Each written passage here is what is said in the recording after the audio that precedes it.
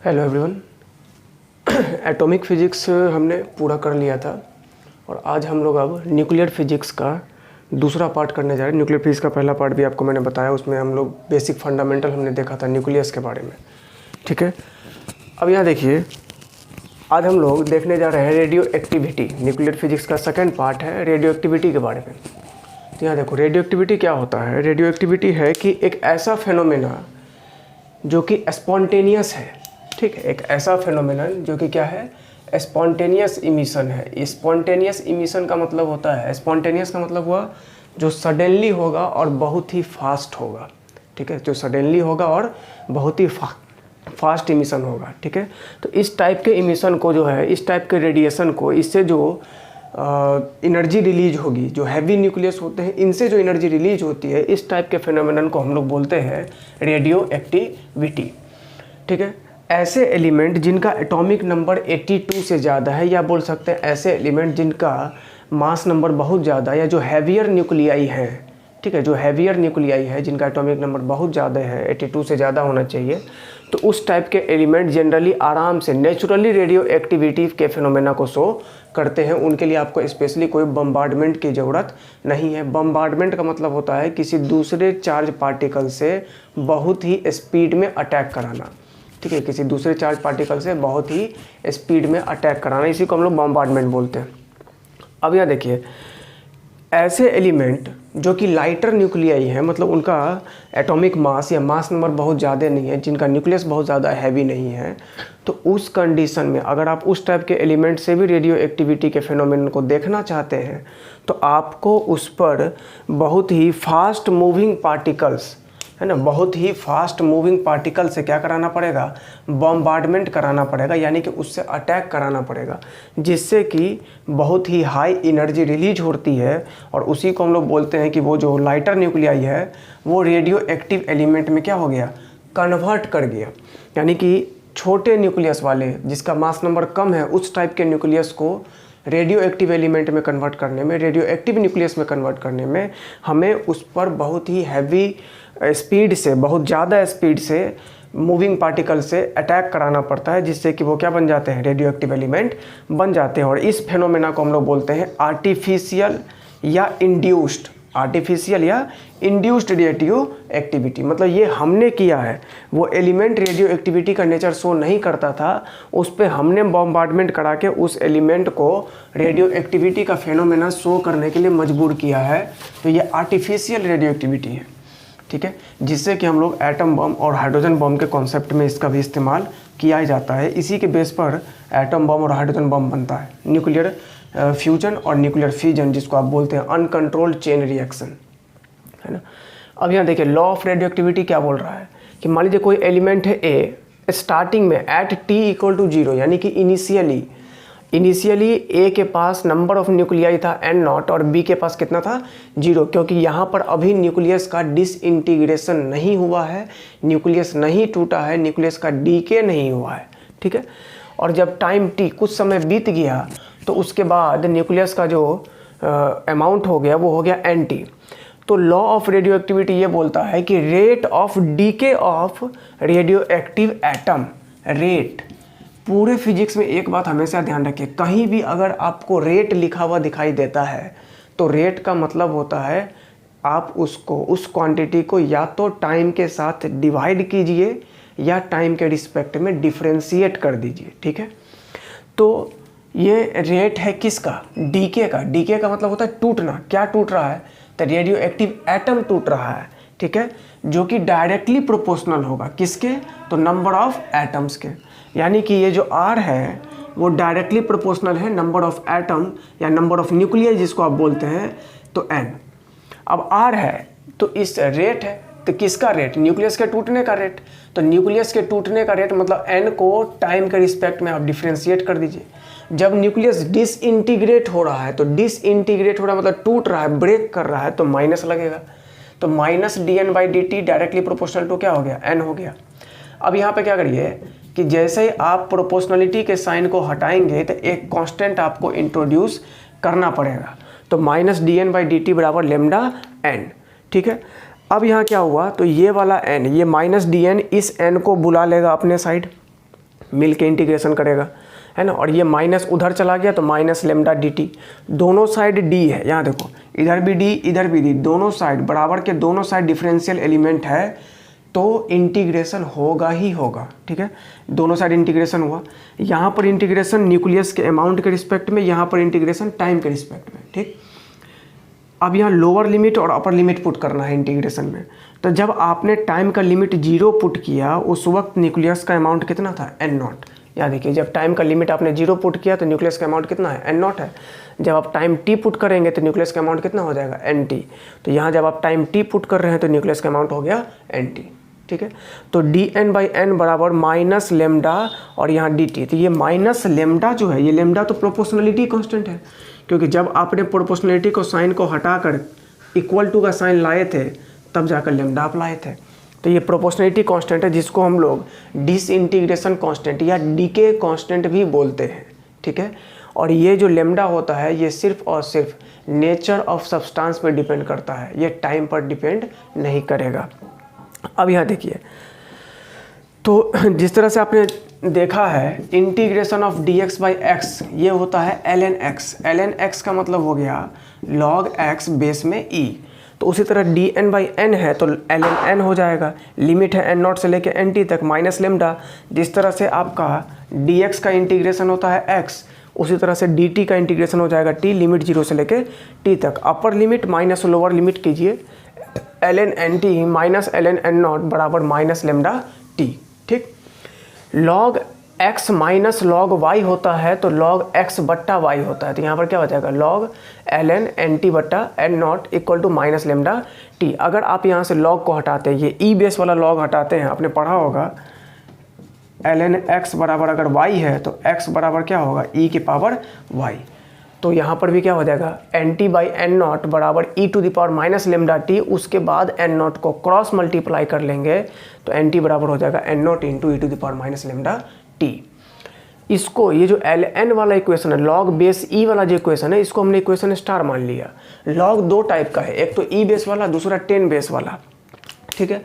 तो अब यहाँ देखिए मेरे पास यहाँ जो हमने फॉर्मूला में निकाला है ये ई बेस वाला है, और ई बेस वाले लॉग को अगर 10 बेस वाले लॉग में कन्वर्ट करना है तो क्या करना पड़ेगा। तो यहाँ पर लॉग ई लॉग एक्स बेस में ई है, अगर आप इसमें 2.303 से मल्टीप्लाई कर देते हैं, ठीक है, सॉरी यहाँ इसमें डिवाइड करना पड़ेगा। यहाँ से आप log 10 वाला लीजिए, log 10 x मतलब log x है और बेस में 10 है, इसमें अगर आप 2.303 से मल्टीप्लाई करते हैं, यानी कि log x बेस में 10 है, अगर इस क्वांटिटी में आप 2.303 से मल्टीप्लाई करेंगे तो ये क्वांटिटी ये 10 बेस वाला log ई बेस वाले log में कन्वर्ट कर जाता है, ठीक है। तो यहाँ से इस ln के जगह पे हम ये लिख सकते थे, ये ई बेस वाले log के जगह पे ये लिख सकते थे 2.303 log base 10 N T by N naught. अब ये क्या, यहाँ क्या करो तो माइनस लेमडा को नीचे ले आओ, ये आ गया। अब यहाँ जो माइनस है इस माइनस को log के ऊपर ले लीजिए, क्योंकि हमने पढ़ा है a log x अगर होगा तो इसको आप इस तरह से लिख सकते हैं log x to the power a। तो उसी तरह यहाँ -1 है, इस -1 को ऊपर ले लीजिए और इसको पलट दो। तो एक माइनस तो यहाँ से आया और इसको पलट दिए तो एक और माइनस चला गया, तो माइनस माइनस क्या हो जाएगा, प्लस। तो t बराबर फार्मूला हो गया 2.303 by lambda log N naught by N t. अब यहाँ पर अगर ग्राफ प्लॉट करने की बात आती है कि न्यूक्लियस और अमाउंट ऑफ न्यूक्लियस बोलो या नंबर ऑफ न्यूक्लियस बोलो, और टाइम का अगर आप ग्राफ प्लॉट करते हैं तो ग्राफ किस तरह से प्लॉट हुआ, किस तरह से ग्राफ को ड्रॉ किया गया। तो स्टार्टिंग में जब टाइम 0 था उस वक्त न्यूक्लियस का जो अमाउंट था वो तो एन नॉट था, है ना। जब टाइम 0 था उस वक्त न्यूक्लियस का अमाउंट जो था वो था एन नॉट, और जब टाइम टी हो गया तो न्यूक्लियस का अमाउंट हो गया था एन टी। तो उस कंडीशन में जा कर के जो यहाँ पर ग्राफ प्लॉट हो रहा है, यहाँ ध्यान से देखिए, इस ग्राफ को फिर से हम समझाते हैं आपको। तो यहाँ पर टाइम टी है, न्यूक्लियस का अमाउंट है एन। जब टाइम 0 था, यहाँ पे 0 टाइम है, तो न्यूक्लियस का अमाउंट था एन नॉट, ठीक है। जैसे जैसे टाइम बढ़ा न्यूक्लियस का अमाउंट घटता चला गया, या बोल सकते हैं कि न्यूक्लियस डिसइंटीग्रेट होता चला गया, न्यूक्लियस ब्रेक करता चला गया, ठीक है। तो उस कंडीशन में अमाउंट जब डिक्रीज करेगा तो एक्सपोनेंशियली डिक्रीज कर रहा है। तो एक्सपोनेंशियली डिक्रीज करने का मतलब क्यों, क्योंकि यहाँ पर ई है, इसीलिए ये ग्राफ किसका है, एक्सपोनेंशियल ग्राफ है। और ये ग्राफ ऑलमोस्ट टच करता हुआ नज़र आएगा आपको, किसको, एक्स एक्सिस यानी कि टाइम एक्सिस को ऑलमोस्ट टच करता हुआ आपको नज़र आएगा, इस टाइप का ग्राफ। क्लियर? तो ये nucleus, number of nucleus, amount of nucleus और टाइम का यही ग्राफ आप प्लॉट कर सकते हैं। लेमडा जो होता है उसको हमने पहले ही बताया आपको कि ये डिसइंटीग्रेशन कांस्टेंट होता है या डीके कांस्टेंट होता है, जो कि नेचर ऑफ सब्सटेंस पे डिपेंड करेगा। नेक्स्ट है आपका कि इसमें हाफ लाइफ क्या है। जो ये थ्योरी आप पढ़ रहे हैं रेडियो एक्टिविटी का, ये रेडियो एक्टिविटी जो है ये फर्स्ट ऑर्डर काइनेटिक्स को फॉलो करते हैं। केमिकल काइनेटिक्स केमिस्ट्री में जो आप पढ़ेंगे तो वहाँ पर first order, second order, zero order, इस तरह से nth ऑर्डर तक आप पढ़ते हैं। तो फर्स्ट ऑर्डर केमिकल काइनेटिक्स का जो रिएक्शन होता है उसी को रेडियो एक्टिविटी फॉलो करता है। अब यहाँ देखिए हाफ लाइफ क्या है। हाफ लाइफ बोलते हैं the time in which amount of nuclei becomes half of its initial value, becomes half of its initial value, यानी कि ऐसा टाइम जिसमें न्यूक्लियस का अमाउंट घट करके आधा हो जाता है, अपने शुरुआती अमाउंट से आधा हो जाता है, तो उस टाइम को हम लोग क्या बोलते हैं, हाफ लाइफ बोलते हैं। यानी कि मान लीजिए ए से भी कोई रिएक्शन हो रहा है यहाँ पर at t equal to zero, nucleus का अमाउंट यहाँ पे एन नॉट, यहाँ जीरो, तो यहाँ पर जो टाइम होगा at t equal to t half, अब जाकर के न्यूक्लियस का अमाउंट कितना हो गया, एन नॉट बाई टू हो गया। यानी कि N naught by two nucleus का अमाउंट अपने इनिशियल वैल्यू का आधा हुआ, तो उस वक्त टी क्या है, टी हाफ, जिसको कि हाफ लाइफ हम लोग बोलते हैं। अब यहाँ देखो उधर जो फार्मूला हमने पढ़ा था वो पढ़ा था t equal to 2.303 by lambda log N naught by N t, इस तरह से आपने पढ़ा था log N naught by N t. अब यहाँ क्या करिए आप पुट कर दीजिए at t equal to t half, तो यहाँ से क्या हो जाएगा, टी हाफ बराबर 2.303 by lambda log N naught by, अब यहाँ देखो टी हाफ पर न्यूक्लियस का अमाउंट कितना है, एन नॉट बाई टू है, तो यहाँ से आप N naught by two put कर दीजिए। ये एन नॉट से एन नॉट कैंसिल आउट हो जाएगा, है ना, ये दोनों एन नॉट क्या हो जाएंगे, कैंसिल आउट हो जाएंगे। तो उस कंडीशन में यहाँ जो टी हाफ का फॉर्मूला सेट हो गया वो हो गया 2.303 बाई लेमडा लॉग 2, और ये जो लॉग है वो 10 बेस वाला लॉग है, ठीक है। एक तो ये फॉर्मूला आप लिख सकते हैं, या फिर आप इसको ऐसा भी लिख सकते हैं ln2 बाई लेमडा, है ना, क्योंकि यहाँ 10 बेस वाले लॉग में अगर आप 2.303 से मल्टीप्लाई कर दे रहे हैं तो ई बेस वाला लॉग आप उसको बना सकते हैं। या फिर आप दूसरा फार्मूला आप इसका लिख सकते थे 0.693 बाई लेमडा। अब यहाँ आप ध्यान से देखें तो ये जो हाफ लाइफ है इसमें कहीं भी टाइम नहीं आया, सिर्फ लेमडा आया जो कि डीके कांस्टेंट है, डिसइंटीग्रेशन कांस्टेंट है, ये ऑलरेडी कांस्टेंट वैल्यू है, ठीक है। और ये सब जो 0.693 वगैरह ये सब तो पूरी दुनिया के लिए कांस्टेंट है। मतलब ये हुआ कि जो हाफ लाइफ है, half life of A radioactive element does not depend on amount, temperature or pressure of nuclei, या बोल सकते हैं प्रेशर ऑफ सब्सटेंस। मतलब ये जो हाफ लाइफ है ये क्या है, एक कांस्टेंट वैल्यू है, ठीक है। हाफ लाइफ जो है वो क्या है, एक कांस्टेंट वैल्यू है। अब यहाँ समझिए कांस्टेंट वैल्यू कहने का मतलब इसका क्या हुआ, जैसे मान लीजिए एन नॉट से एन नॉट बाई टू हो रहा है तो इसको एक हाफ लाइफ लगा, ठीक है। फिर यहाँ एन नॉट बाई टू से एन नॉट बाई फोर होगा तो दो हाफ लाइफ, फिर यहाँ इसको एन नॉट बाई, अब यहाँ करना क्या है आपको, हर बार अमाउंट को आधा करते जाना है। तो फिर से आप इसका आधा अमाउंट कीजिएगा तो ये क्या हो जाएगा, एन नॉट बाई 8, तो ये हो जाएगा 3 हाफ लाइफ।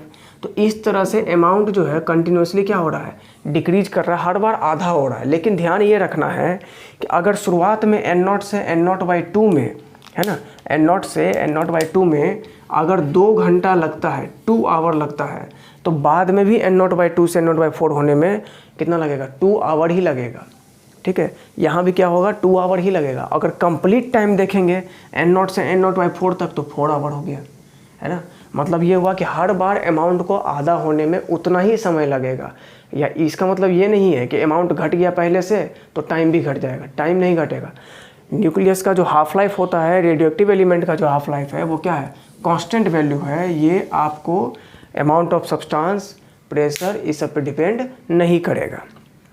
अब मान लीजिए जैसे स्मॉल n आपको दे रखा है नंबर ऑफ हाफ लाइफ्स, ठीक है। स्मॉल n जो है ये आपको दे रखा है क्या, number of half lives, and small n की वैल्यू आपको दे दी नंबर ऑफ हाफ लाइफ्स। अब क्या करना है, तो आपसे जानना चाहता है कि अगर मान लीजिए क्वेश्चन में दे दिया कि 64 ग्राम किसी रेडियो एक्टिव सब्सटेंस का अमाउंट 64 ग्राम है, 10 हाफ लाइफ के बाद कितना अमाउंट बचेगा, 10 हाफ लाइफ के बाद कितना अमाउंट बचेगा। स्टार्टिंग में मान लीजिए ये जो एन नॉट है initial amount of nuclei, N not है इनिशियल अमाउंट ऑफ न्यूक्लियाई, और ये जो एन टी है ये है undecayed amount of nuclei after N half lives, after N half lives, मतलब एन हाफ लाइफ के बाद कितना अमाउंट, कितना न्यूक्लियस डिके नहीं हुआ, नहीं टूटा है, उसका दे रहा है। तो उस कंडीशन में आप यहाँ पे क्या करेंगे, एन टी बराबर एन नॉट इंटू 1/2 के पावर एन, एन टी बराबर एन नॉट इंटू 1/2 के पावर एन। ये फार्मूला आप डायरेक्ट अप्लाई कर सकते हैं। जैसे मान लीजिए फॉर एग्जांपल आपको दे दिया गया अमाउंट ऑफ न्यूक्लियाई बराबर 64 ग्राम, या कुछ भी दे दिया गया, 64 ही दे दिया गया, और आपसे बोला जा रहा है after 3 half lives find undecayed amount, कितना अमाउंट ऐसा बचा जो नहीं टूटा। तो 3 हाफ लाइफ के बाद आपसे पूछ रहा है, जबकि आपको दे देगा कि या सीधा अमाउंट निकालिए, अगर आपको 1 हाफ लाइफ देता है सपोज दैट 5 मिनट, इस तरह से, तो उतना दिमाग लगाने की जरूरत नहीं। यहाँ पर हाफ लाइफ अगर 5 मिनट नहीं भी दिया होता तो भी आपसे बन जाता। यहाँ पर क्या करना है आपको, 64 ग्राम आप डायरेक्ट पुट कीजिए, यहाँ पर 64 1/2 के पावर 3, ठीक है, तो 1/8 हो जाएगा। 64 को आप क्या करेंगे, 8 से डिवाइड कर देंगे तो 8 बचेगा। तो इसको आप इस तरह से भी सॉल्व कर सकते हैं डायरेक्ट। यहाँ पे 64 1/2 के पावर 3 करेंगे तो 1/8 हुआ, 64 इंटू 1/8 आप 8 से डिवाइड कर देंगे तो 8 बचेगा। या दूसरा तरीका आप इस तरह से भी कर सकते थे, एक हाफ लाइफ होगा तो आधा हो जाएगा 32, फिर दूसरा हाफ लाइफ होगा तो 16, और फिर तीसरा हाफ लाइफ होगा तो कितना हो जाएगा 8। इस तरह से भी आप डायरेक्ट इसको सॉल्व कर सकते हैं। तो ये भी क्वेश्चन आपको IIT में पूछा है एक बार। इस टाइप का क्वेश्चन एक आधा बार कभी कभी पूछ देता है, बहुत ईजी क्वेश्चन होता है। नेक्स्ट अब हम लोग देखेंगे न्यूक्लियर इमिशन, या फिर बोल सकते हैं आप उसको न्यूक्लियर डीके, कि किस तरह से न्यूक्लियस से जो चार्ज पार्टिकल्स हैं वो निकलते हैं, जैसे कि अल्फ़ा, बीटा, गामा, ठीक है, पॉजिट्रॉन, तो ये सब किस तरह से निकलेगा, इसको अभी हम लोग देखेंगे। यहाँ देखिए न्यूक्लियर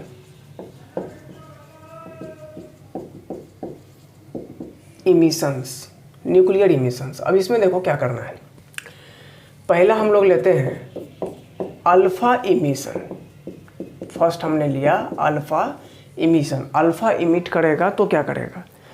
अब देखिए इसमें अल्फ़ा इमिशन में क्या करना है, जैसे मान लीजिए कोई भी एलिमेंट है X, इसका एटॉमिक नंबर है Z और मास नंबर है A। इसमें से जैसे ही अल्फ़ा पार्टिकल निकल गया तो अल्फ़ा पार्टिकल जो होता है वो उसका चार्ज है +2 और मास है +4।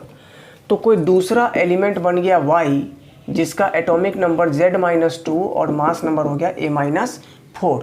ऐसा क्यों हुआ वो देखिए, अल्फ़ा निकलेगा तो नीचे में से 2 और ऊपर से कितना 4 लेकर के जाएगा। तो Z में से 2 लेकर के चला गया तो Z घट करके हो गया Z-2, और A में से मास में से 4 लेकर के गया तो A घट करके हो गया कितना A-4। इसको हम लोग बोलते हैं पेरेंट न्यूक्लियाई और इसको हम लोग बोलते हैं डाउटर न्यूक्लियाई। ठीक है, अल्फा इमिशन के कारण पेरेंट न्यूक्लियाई और डाउटर न्यूक्लियाई दोनों के बीच में जो रिलेशन होता है वो रिलेशन होता है आइसोडाइफर। दोनों के बीच में जो रिलेशन होगा वो किसका होगा? आइसोडाइफर का। आइसोडाइफर का मतलब होता है, आइसो का मतलब हुआ सेम और डाइफर जो है वो डिफरेंस को बताता है। किसका डिफरेंस? तो न्यूट्रॉन माइनस प्रोटॉन का डिफरेंस। मतलब ऐसे सब्सटेंस जिसका न्यूट्रॉन और प्रोटॉन का डिफरेंस यानी कि n-p की वैल्यू है ना। आइसोडाइफर का मतलब n-p की वैल्यू, ऐसा सब्सटेंस जिसका n-p की वैल्यू क्या होगी? सेम होगी, वो सब्सटेंस एक दूसरे के क्या होंगे? आइसोडाइफर होंगे। तो ये दोनों सब्सटेंस जो है वो एक दूसरे के क्या हैं? आइसोडाइफर होते हैं। इसका मतलब ये हुआ कि due to alpha emission atomic number of element decreased by 2 and mass number decreased by 4 है ना। अल्फा इमिशन के कारण एटॉमिक नंबर 2 से डिक्रीज करता है और मास नंबर 4 से डिक्रीज करता है। और पेरेंट न्यूक्लियाई और डाउटर न्यूक्लियाई दोनों के बीच में जो रिलेशन होगा वो रिलेशन किसका हो जाएगा? आपको उसका रिलेशन होता है आइसोडाइफर का रिलेशन होगा। जो भी न्यूक्लियर इमिशंस हैं ये सब नाम से ही क्लियर है, न्यूक्लियर इमिशन यानी कि न्यूक्लियस फेनोमेना है। ये अल्फ़ा बीटा गामा जो भी निकल रहा है ये सब कहाँ से निकल रहा है? न्यूक्लियस में से निकल रहा है। ठीक है, ये सब न्यूक्लियर फेनोमेना है। दूसरा आपका बीटा इमिशन। बीटा इमिशन, एक बात और ध्यान रखिएगा, ये जो अल्फ़ा होता है, अल्फ़ा +2 +4, ये एक तरह का हीलियम है, double ion, doubly ionized helium ion, doubly ionized helium ion बोलिए या डबली आयोनाइज्ड हीलियम न्यूक्लियाई है ये, है ना। ये क्वेश्चन सीधा अभी नीट 2019 में आया भी था कि जो हीलियम होता है, ये सॉरी अल्फ़ा पार्टिकल जो होता है उसका प्रोटॉन और न्यूट्रॉन आपसे पूछ रहा था, तो उसको जनरली बच्चे हीलियम समझ लेते हैं, इलेक्ट्रॉन भी 2 मार देते हैं। तो ऐसा अल्फ़ा जो है वो एक ऐसा हीलियम न्यूक्लियाई है जो डबली आयोनाइज्ड है, डबल पॉजिटिव चार्ज, यानी कि दोनों इलेक्ट्रॉन इसका निकल चुका है। इसके पास जो भी बचा है वो सिर्फ प्रोटॉन और न्यूट्रॉन ही बचा है। क्लियर, इसके पास इलेक्ट्रॉन बचा हुआ नहीं है। अब यहाँ देखो बीटा इमिशन जो है, बीटा इमिशन के लिए क्या करते हैं हम लोग? बीटा इमिशन भी एक तरह का न्यूक्लियर फेनोमेना है। इसमें क्या होता है कि सबसे पहले आपका न्यूट्रॉन जो है न्यूक्लियस के अंदर वो डिसइंटीग्रेट करता है किस में? प्रोटॉन में और साथ में इलेक्ट्रॉन में, और कुछ अमाउंट ऑफ एनर्जी भी रिलीज करेगा। यानी कि न्यूक्लियस, ये जो न्यूट्रॉन है न्यूक्लियस का, वो टूट करके प्रोटॉन और इलेक्ट्रॉन में कन्वर्ट हो गया और कुछ अमाउंट ऑफ एनर्जी रिलीज किया। अब रिएक्शन को चेक कर लो, नीचे 0, यहाँ भी +1 - 1 0, ऊपर 1, यहाँ भी +1 + 0 1। इससे क्या हुआ? तो न्यूट्रॉन जब न्यूक्लियस में टूट कर प्रोटॉन बना दिया। एटॉमिक नंबर किस पे डिपेंड करता है? प्रोटॉन पे। अगर प्रोटॉन का संख्या बढ़ गया तो एटॉमिक नंबर पे क्या हो जाएगा? बढ़ जाएगा। इसका मतलब ये हुआ, ये जो बीटा होता है ये ऑलमोस्ट एक तरह का इलेक्ट्रॉन ही है। ठीक है, एक तरह का इलेक्ट्रॉन ही है, ये -1 और ये 0। अब यहाँ देखिए, यहाँ कोई एलिमेंट है x, अगर इसमें से बीटा निकल गया इसका मतलब आप इसमें से इलेक्ट्रॉन निकाल रहे हैं। मोटा मोटी बात ये है, जब नीचे से -1 निकलेगा तो अब जो एलिमेंट बन रहा है मान लो y, अब यहाँ देखो नीचे से z पहले था, अब इसमें से -1 जा रहा है तो z में से घटाएंगे -1, तो z -1 ये हो गया z +1 और ऊपर a -0। तो यानी कि जो एलिमेंट बना वो बन गया y a और नीचे हो गया z +1। तो यहाँ पहले एटॉमिक नंबर z था और अब z +1 है, तो एटॉमिक नंबर क्या हुआ? 1 से बढ़ा है। और मास नंबर क्या हुआ? तो मास नंबर जस का तस है, वो पहले भी a ही था और अब भी a ही है। तो इस दोनों के बीच में बीटा इमिशन में पेरेंट न्यूक्लियाई और डाउटर न्यूक्लियाई के बीच में जो रिलेशन होता है वो रिलेशन होता है किसका? आइसोबार्स। वो किसका रिलेशन है, आइसोबार। आइसोबार हम लोग बोलते हैं ऐसा स्पेसीज या ऐसे अमाउंट सब्सटेंसेस जिसका मास नंबर सेम हो लेकिन एटॉमिक नंबर डिफरेंट हो। तो मास नंबर यहाँ सेम है, एटॉमिक नंबर क्या है, डिफरेंट है। एटॉमिक नंबर यहाँ 1 से बढ़ना भी था, क्यों बढ़ता, क्योंकि बीटा इमिशन के लिए क्या होता है, इलेक्ट्रॉन निकालने के चक्कर में यहाँ पर न्यूट्रॉन टूटता है। न्यूट्रॉन टूटता है किस में, प्रोटॉन में और इलेक्ट्रॉन में, तो ये तो बाहर निकल रहा है, ठीक है।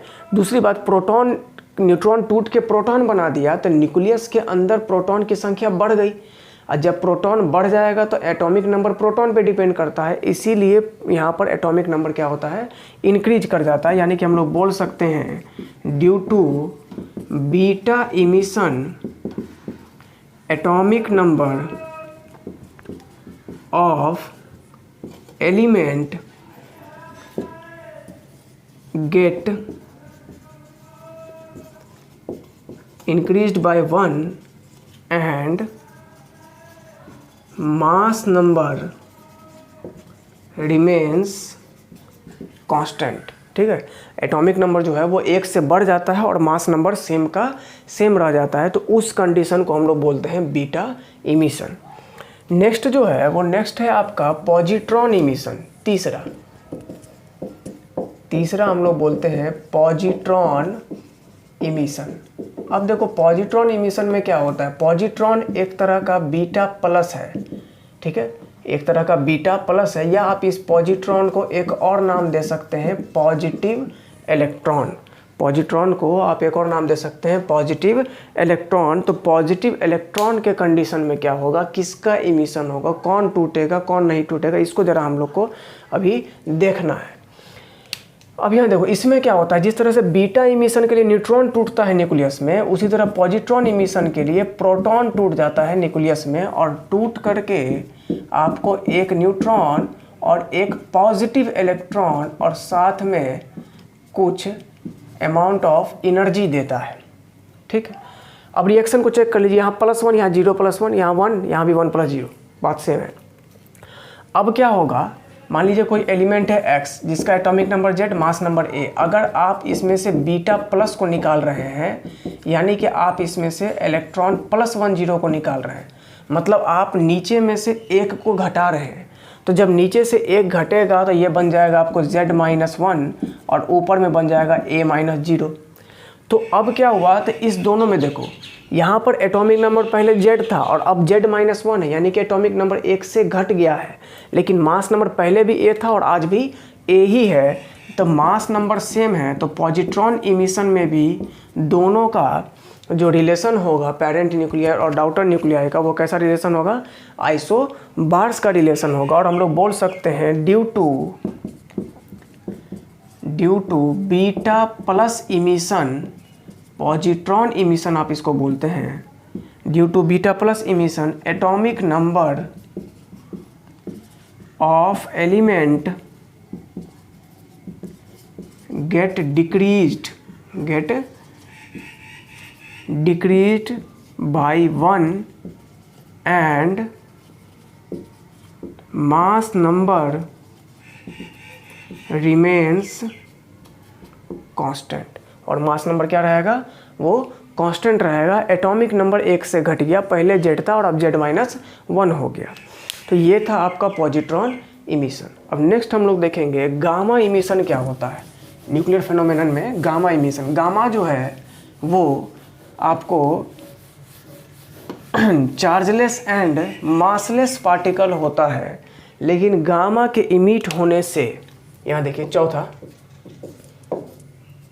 Gamma emission. गामा इमिशन में क्या होगा, गामा जो होता है ये चार्जलेस भी है और मासलेस भी है, ना इसके पास चार्ज है ना मास है, चार्ज और मास दोनों 0 0 हो गया। ठीक है, तो चार्जलेस और मासलेस पार्टिकल है। इस कंडीशन में क्या होता है, जब आप किसी एलिमेंट में से गामा को इमिट कराते हैं, गामा इमिशन होता है, तो उस कंडीशन में एलिमेंट के एटॉमिक नंबर या मास नंबर पे कोई फर्क नहीं पड़ता है, but high amount of energy, ठीक है, हाई एनर्जी जो है वो हाई अमाउंट ऑफ एनर्जी ज़रूर रिलीज होता है। ठीक है, यानी कि उस एटम का जो एनर्जी होगा वो क्या हो जाएगा, घट जाएगा, उस एटम का एनर्जी घट जाएगा, लेकिन उसके एटॉमिक नंबर और मास नंबर पे कोई फर्क नहीं पड़ता है। तो आप यहाँ बोल सकते हैं due to gamma emission high amount of energy released, high amount of energy जो है वो रिलीज करता है। तो ये था आपका न्यूक्लियर इमिशंस वगैरह, इसको आप फिजिकल केमिस्ट्री में रेडियो एक्टिविटी या न्यूक्लियर केमिस्ट्री चैप्टर में भी वहाँ पढ़ते हैं, सेम टू सेम आपको वहाँ पे ये सब चीज़ पढ़ाई जाती है। तो ऑलमोस्ट हमने न्यूक्लियर फिजिक्स का भी बहुत सारा पार्ट देख लिया, और अब जो most important part next lecture में हम लोग देखेंगे वो होगा binding energy, mass defect, packing fraction. ठीक है, वो बहुत ही ज़्यादा इंपॉर्टेंट है, एक्सट्रीमली इंपॉर्टेंट टॉपिक। ठीक है, मैक्सिमम क्वेश्चन आपको वहीं से उठ करके आते हैं, इन सब से क्वेश्चन उठ करके आने का जो चांस होता है वो थोड़ा सा कम होता है। ठीक है, अब एक और चीज़ देख लो ज़रा, यहाँ पर क्या हुआ, कुछ टेक्निक भी बता देते हैं इसके लिए आपको क्या करना है।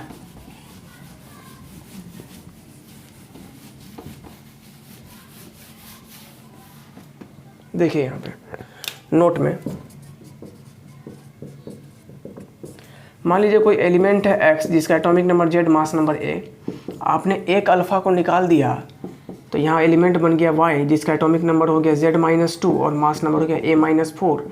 अगर अब आप इसमें से 2 बीटा को निकाल देते हैं तो एक बीटा के निकालने से एटॉमिक नंबर 1 से बढ़ता है, तो 2 बीटा निकलेगा तो एटॉमिक नंबर 2 से बढ़ेगा। तब मान लीजिए कोई एलिमेंट बन जा रहा है p, तो इसमें एटॉमिक नंबर को 2 से बढ़ाना है, तो पहले z-2 था, अब इसको बढ़ाना है 2 से तो 2 जोड़ दीजिए, और मास नंबर पे कोई फ़र्क पड़ता नहीं है, तो ये बन गया आपको Pza-4, ये बन जाएगा, है कि नहीं। एक अल्फ़ा के निकलने से एटॉमिक नंबर 2 से घटा, मास नंबर 4 से घटा। 2 बीटा के निकलने से एटॉमिक नंबर 2 से बढ़ा, लेकिन मास नंबर पे कोई फ़र्क पड़ता नहीं है, तो वो ऐसे ही रह गया। तो यहाँ से ये जो पेरेंट न्यूक्लियाई था और जो फाइनल न्यूक्लियाई आया, इस दोनों के बीच में जो रिलेशन आता है, ये रिलेशन आता है आपको आइसोटोप्स का। यहाँ भी देखो, यहाँ भी एटॉमिक नंबर z है, वहाँ भी एटॉमिक नंबर z है। आइसोटोप्स बोलते हैं उसको जब एटॉमिक नंबर सेम हो और मास नंबर क्या हो, डिफरेंट हो, तो उस कंडीशन में उसको बोलते हैं हम लोग क्या है, ये आइसोटोप्स है। नेक्स्ट जो एक टेक्निक, अगर आपको बोलता है कि नंबर ऑफ अल्फ़ा पार्टिकल बताइए, नंबर ऑफ अल्फ़ा पार्टिकल्स, तो इसके लिए फॉर्मूला होता है mod change in mass number by 4, या बोल सकते हैं mod of A2 minus A1 by 4। इससे आप direct number of alpha particle जो है वो फाइंड आउट कर सकते हैं।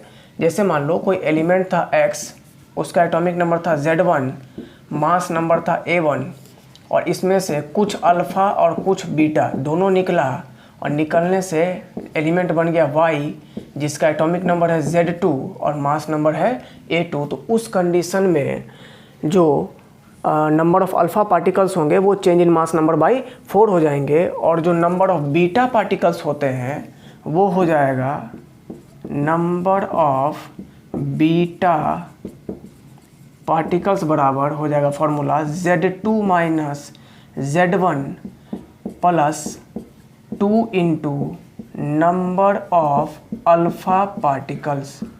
ठीक है, Z2 minus Z1 plus 2 into number of alpha particle. इस फार्मूला से आप डायरेक्टली अल्फ़ा और बीटा का नंबर निकाल सकते हैं। जैसे आपको बोल दिया कि कोई एलिमेंट है, उसमें से कितना अल्फ़ा कितना बीटा निकला होगा कि ये एलिमेंट बना होगा, तो ये आप डायरेक्ट फाइंड आउट कर सकते हैं विदाउट किसी रिएक्शन को देखे। तो ये था आपको न्यूक्लियर इमिशन के बारे में। अब नेक्स्ट क्लास में हम लोग बाइंडिंग एनर्जी वगैरह देखेंगे। Thank you.